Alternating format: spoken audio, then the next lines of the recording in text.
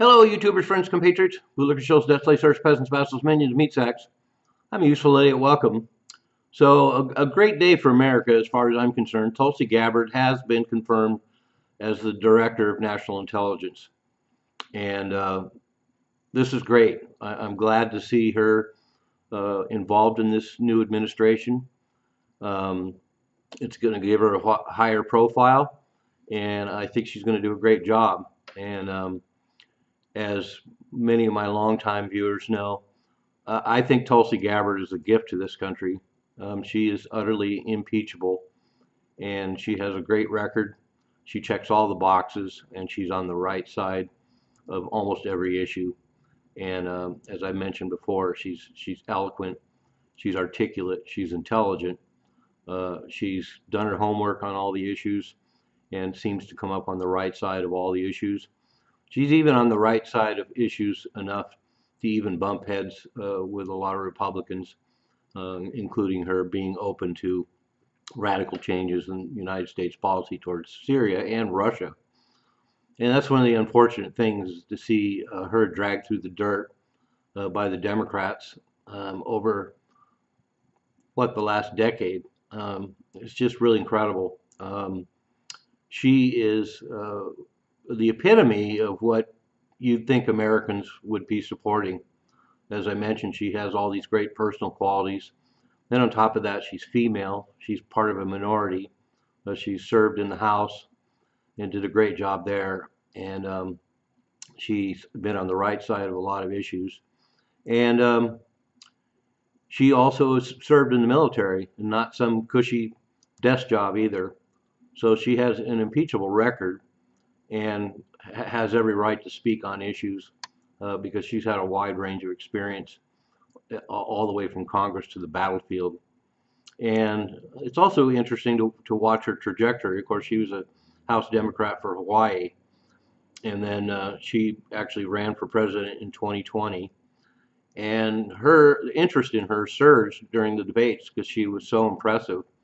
And she was a Democrat at the time, and she soundly trounced Kamala Harris in those debates. And Kamala Harris, of course, finished absolutely last and ended her campaign after those debates and got zero support. Um, but I was thinking, boy, if the Democrats are smart, they would support her all the way to the White House. She's a great candidate, and with enough exposure, she really could have been a leading figure in the Democratic Party. But there's a lot of Democrats that have left the Democratic Party and become independents or Republicans. She points out that she didn't leave the Democrats left her. And we're seeing this echoed time and time again, most recently Mayor Adams of New York City. And John Fetterman, they haven't really broke ranks with the Democrats yet or left the party, but it's in the air now. And of course, she got confirmed along party lines. All the Democrats voted against her.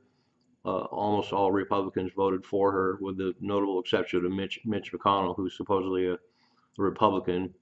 But he's an old fuddy-duddy that needs to leave Congress. He's never on the right side of issues, and he's Republican in name only. And he defends the status quo. And that brings up another point, why people should be supporting Tulsi Gabbard, because they're so afraid of her. They're so afraid of her because she's honest. They're so afraid of her because she's eloquent, intelligent, and articulate. They're so afraid of her because she understands the status quo in Washington. She understands the status quo of the current DNC, and they don't want her snooping around in her dirty laundry. And of course, as Director of National Intelligence, she's going to get a great opportunity to do so. But for me, I think she is a gift to this country. And I was surprised that Trump didn't pick her as vice president, because he probably would have won by even larger margin with somebody like that. And I was a little disappointed in that.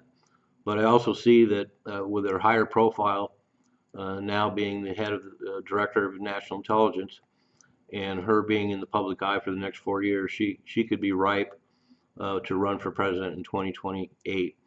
And I completely embrace that. I completely encourage it. and it really gives me great hope for moving to the future.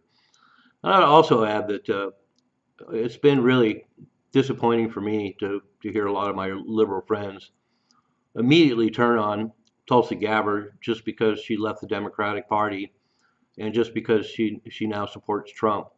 So now she's become, like so many others, public enemy number one for the Democrats, and they don't even look at the realities of who she is and what she is, what she's achieved, and the fact that she checks all the boxes. Like I say, she's a natural.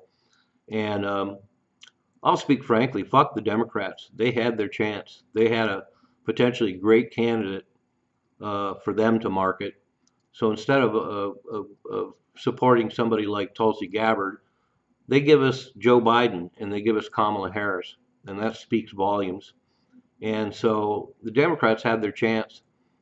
She was a great asset to the party, and now she's a Republican, and she's going to do a great job. And as I said, I think this is a great day for America, that Tulsi Gabbard is a gift to this country.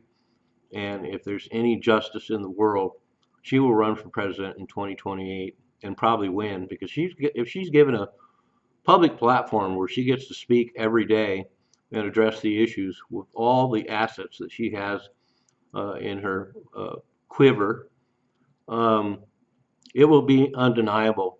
And I firmly believe that. I've rarely seen that many political candidates over the last 20 years that shine as bright as she does. And there's a handful of them, but like I say, she checks all the boxes. She's on the right side of almost every issue, and God bless her. Tulsi Gabbard, Director of National Intelligence, confirmed. Excellent. I'm a useful idiot. Don't you be one too.